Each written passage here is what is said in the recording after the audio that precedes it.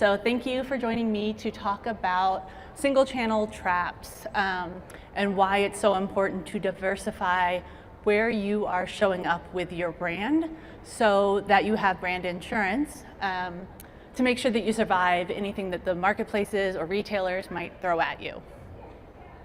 So a little bit about me. First thing, I realized when I put my headshot onto this slide, clearly I like denim jackets because this is not the same one as in my headshot. I just have many. But I am Jessica Wright. I'm CEO at AO2. We are a full service marketplace management and retail media agency, which means we work with brands who are selling online across marketplaces like Amazon, Walmart, TikTok Shop.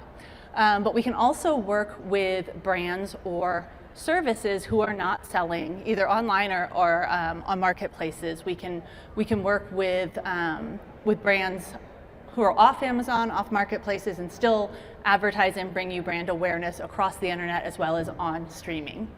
I have been doing this for almost 20 years. If you count my college time retail experience, it's 20 plus years, but since 2008, I have been in the marketplace and e-commerce world. I started with toy manufacturing, came in to build their e-commerce business, which is wild because at the time there was none and I had no expertise in that, but it was something I was interested in. And so I just dove in head first and learned what it meant to get into the .coms for the little mom and pop shops, and then the .coms for the big retailers, and then eventually Amazon and the other marketplaces. So I've really built a system over the years for how to help brands scale globally in e-commerce, how to really optimize across multiple platforms, and also how to mitigate risk. That's compliance risk, but also the risk that comes with selling on someone else's platform and not being in control of whether or not you actually show up on that platform tomorrow. So that's the main thing I want to instill in you at the beginning of this and then help you understand how to avoid those things. Because the truth is, on any marketplace, and this isn't sensationalism, I am in the Amazon space, especially every single day, something new comes out that people want you to be excited about or upset about, a new fee, a new surcharge, something that's going to rock your business. And I am not a person who typically sensationalizes. I wait for those updates to come out. I wait to see exactly how that is going to impact business. And then I talk to the brands who are actually going to be impacted by it. This is one thing that is worth sensationalizing because it is true. In one moment, half of your revenue could just disappear on any marketplace. Last year, early 2025, Amazon changed their algorithm, and the very next day, many brands saw their conversion drop 50%. Amazon didn't tell them they were making an algorithm change, and they did not tell them what to do to optimize for that algorithm change. So brands had to figure that out on their own. But if Amazon was their main channel or their only channel and they lost 50% conversion, they really did just lose about 50% of their sales with no clear path to get that back. It's not specific to Amazon. On any marketplace, Amazon, Walmart, TikTok Shop, eBay, 35% of sellers have been suspended for 3 days or more. We actually are working with a brand now who has been suspended. Their account is restricted. They cannot sell on Amazon at all for going on 7 months, and we've jumped in to try and help them resolve that. But with a brand who's doing $5 million a year on the platform, for just being down those 3 days, that minimum suspension, 72 hours, they've lost $40,000. So again, if that one marketplace is their main marketplace, that's a lot of money for a brand to lose, and that's for the minimum 3-day suspension. And this isn't exclusive to online sales, so I know a lot of people here are probably selling into stores. Many of you are probably retailers or buyers for retailers. So this is true of retail stores as well. One policy change at a retail store, or one thing that they change about the way that they are doing business or they are interacting with their customers, impacts your customers. Last year, Target made a change to their DEI policies. That following month, foot traffic in Target stores was down 10% in total. So again, if that one retailer is your main source of business and they make a change at their business that impacts foot traffic, now you've suddenly lost 10% of your business as well, potentially. So marketplace dependency, this is the main thing that I want to instill in you. Take this and think about it throughout the rest of the presentation. This does create a single point of failure. When these shifts happen without notice, without you being able to appeal them, it is going to impact your business. So what can you do? You've got to diversify. And to do that, you need to understand how customers are actually shopping today. Because customers don't think in channels necessarily the way that we do, right? They're not just thinking I'm an online shopper or I'm a retail store shopper.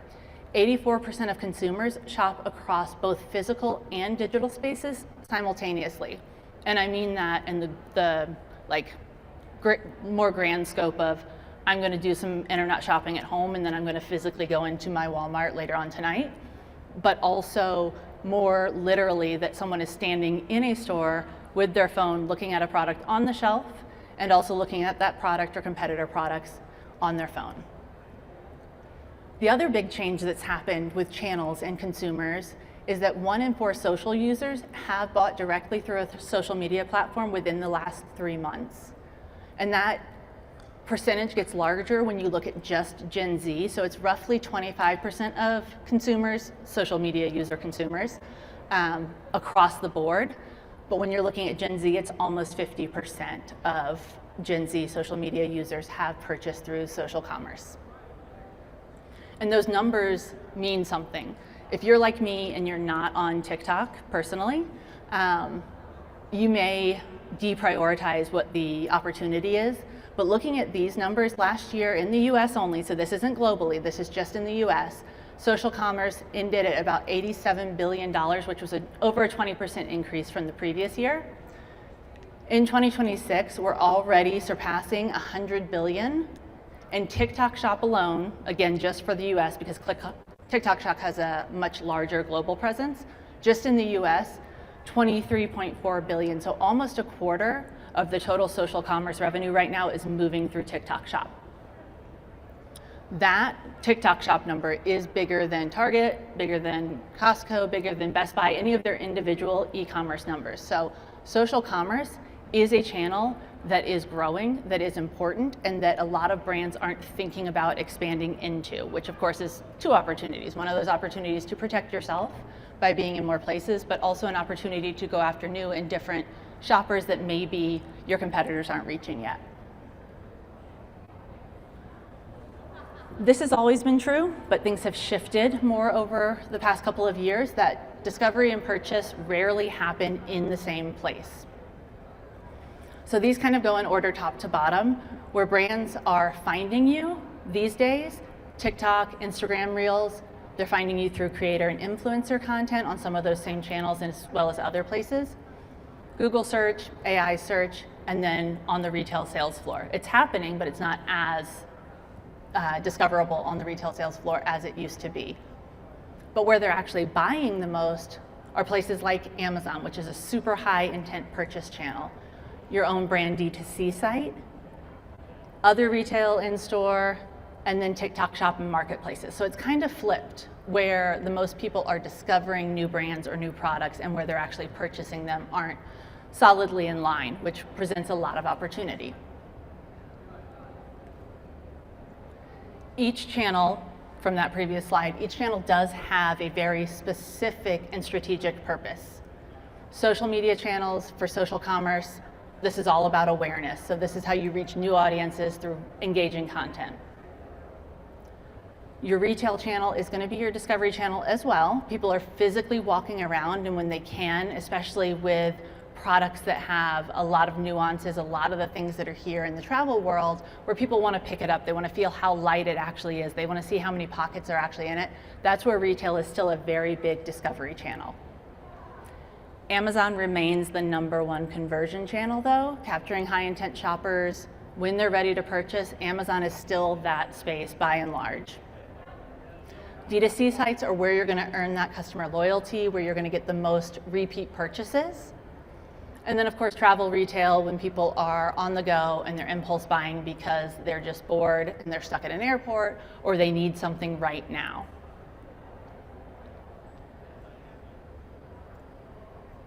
And I know that there was another session about AI search. I don't want to go too deep into this, but this is an important piece of the puzzle, so I'll touch on it a little bit, because AI is also changing how people are searching, and therefore what channels they're ending up on and what channels you ultimately need to be on to be discovered and have some conversion. Among Amazon shoppers specifically, year over year, ChatGPT search to products has grown 5 times. And those shoppers who are going from ChatGPT to whatever shopping platform it may be, Amazon's going to be a lot of my examples because that's where I operate most, but those shoppers have a 1.7 or almost 2 times conversion rate because they are being so heavily influenced and asking all the questions they need in ChatGPT. They are more prepared to make that purchase than when they just search for your brand or your product in Google. And then that also results in an 11% higher order value because, again, if those people are validating all of their questions, they're finding out everything they need to know before they end up on that eventual page, they're either asking ChatGPT 6 follow-up questions or ChatGPT is prompting them with additional questions. They feel confident that even if this is a more expensive product, it's the one they want to invest in because it matches everything they're looking for.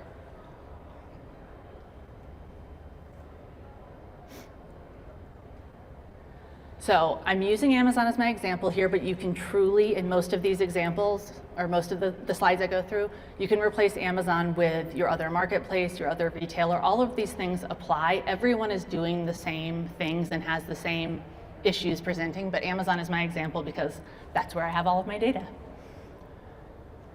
Specifically on Amazon, what was Rufus, their AI shopping agent, now it's called Alexa for Shopping, reached 300 million users in 2025. And that is the most significant shift in discovery since the original search algorithm. $12 billion in incremental sales were generated by Rufus in 2025 for Amazon brands.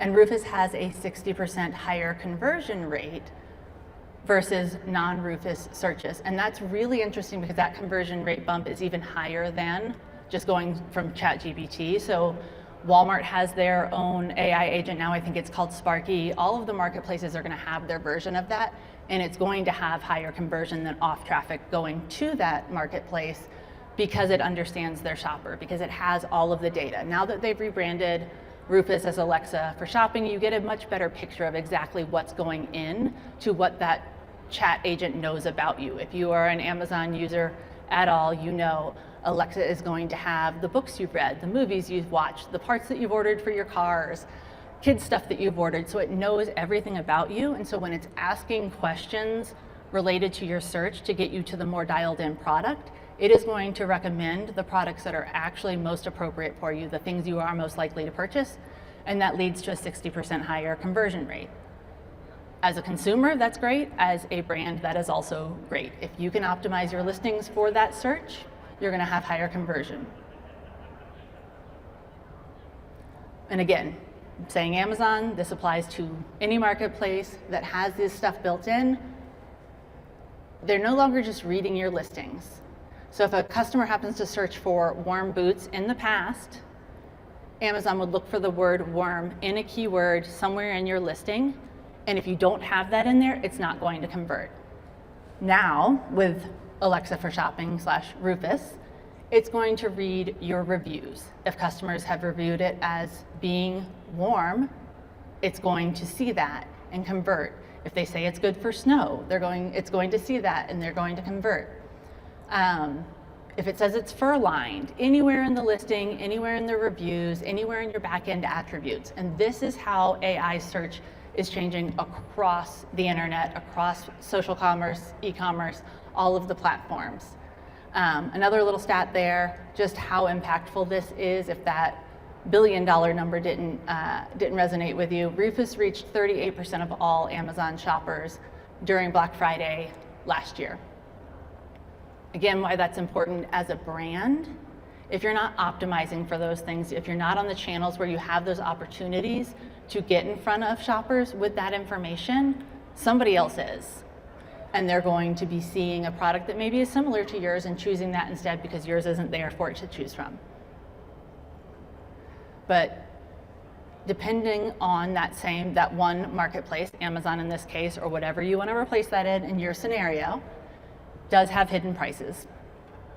So on Amazon or any marketplace, if they make any changes to their algorithm and you drop, even from like a position number 3 in organic search rate to position number 8, you might lose 40 to 60% of your organic traffic, which means you are either not getting seen or you're gonna have to pay more to get seen as compared to your competitors. That's something you can't control on any marketplace.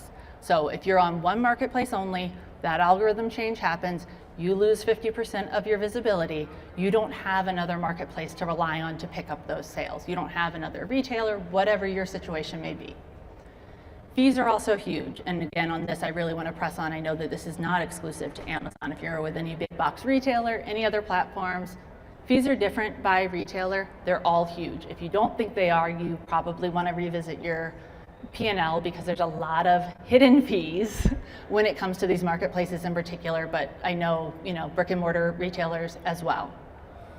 And then the biggest thing I want to press on here is the valuation of your brand. If you are a brand who is thinking about any time in the near future selling, single channel businesses tend to sell at 3x EBITDA. When you have a diversified brand, you're getting offers at 4 and 5x. Same revenue, everything's the same about the revenue and the company, but you're getting offered roughly half the value for not being diversified and being considered a riskier business.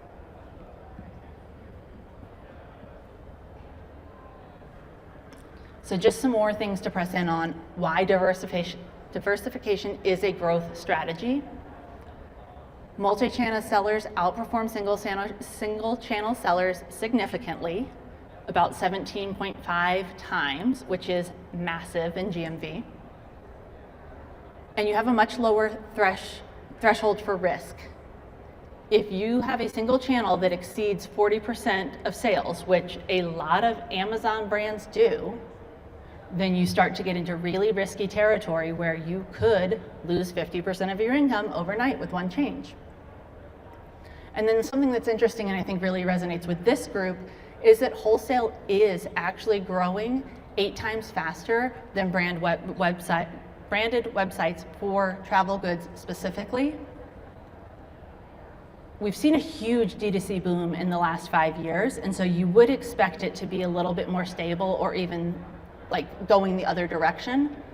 But shoppers still want to purchase from the retailers, the marketplaces, the things that they trust before they're gonna go straight to a brand website. So you may eventually get them as a customer at your D2C site, and when you do, they may be a sticky customer, but there is work to do to get them there, and that goes back to those earlier slides about where are they discovering you and how are they learning about your brand. And getting into wholesale, getting into distributors, getting into other channels is how you're gonna make that happen. But here's what I don't wanna do. I don't wanna overwhelm you today with how to just go out and get on 5 different marketplaces at once. So there needs to be a dedicated strategy to expand so you're not just spreading yourself thin, so you are truly diversifying in a way that mitigates risk. So a lot of brands will try to get on every channel at once, and that does not work. You really need to pick the one channel that makes the most sense next and start with that channel. And once you've started to build a foundation there, shift your focus and move to the next one and the next one. Another big pitfall is treating every channel exactly the same. And I'm gonna say something that's probably gonna feel like it contradicts that in just a minute, but you need to understand what we already went through, that every channel has a job. So make sure that you are treating that channel in a way that makes it do its job. Is it a discovery channel? Is it an awareness channel? Is it a conversion channel? If you take the same playbook and apply it to every single channel, you are not going to have success on every single channel. But then the contradictory thing I'm gonna say is that you do also have to have brand consistency at the same time.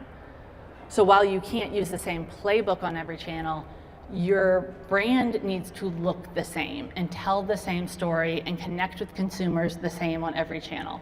There will be some nuances. You have different shopper avatars on different channels, but you still need to have brand consistency. And when brands don't do that, it's a big fail, because especially in the age of social commerce, consumers are very suspicious that something is inauthentic. And so if you show up on Amazon with your branding, with your brand store, everything looks like your brand the way they see it in a physical store, but you show up on TikTok with a completely different brand image, they're not going to buy from your TikTok shop because it feels suspicious to them. And then the last thing, and I feel like I've harped on this enough, but don't wait until something breaks. Diversify now. If you are reliant on a single channel, if you're anywhere even in the 30% of your revenue coming from one single channel, right? Remember, 40% is that threshold where it starts to get really risky. If you're already at 30%, you need to be looking at that second channel and making some changes before it's too late. This is a slide I should have deleted. Also this one. All right, we're back on track. And almost at the end. I don't know how I'm doing for time, but it feels like it's going really quickly. So when I do webinars, when I do presentations, when I work with brands, I always want to make sure I'm leaving you with something you can actually go do today. And so this information that I'm giving you probably way too much of at once while you are here doing a million other things, you have something concrete that you can just go do right now. So 3 moves that you should start this week. Map your channel jobs. So maybe you took a picture before, maybe you want me to email you the deck afterwards, whatever we need to do. You know what types of channels do which jobs. So look at your portfolio and understand which of your channels is the one that's supposed to be doing discovery, and which one is supposed to be doing awareness, which one is supposed to be doing conversion, and are you operating them in a way that can do that? And if you're not, what do you need to do to change that? And if the problem is you don't have more than one channel, then that's a very easy first step to figure out. Then identify your highest risk dependency, and I will go into more about that. And then identify what is your channel 2. And I'm calling that channel 2 in quotations because you may already have 10 channels, but they may not be doing the right things. So whatever your channel 1 is that is operating kind of on autopilot, let that do that thing. And then identify what should be your channel 2 focus. And maybe that is launching a new channel, or maybe it is just dialing in what's going on your number 2 channel that needs to be your next hero channel. So talking about identifying your highest risk dependency, because I don't think I got into this very much in telling you why a channel could be risky for you.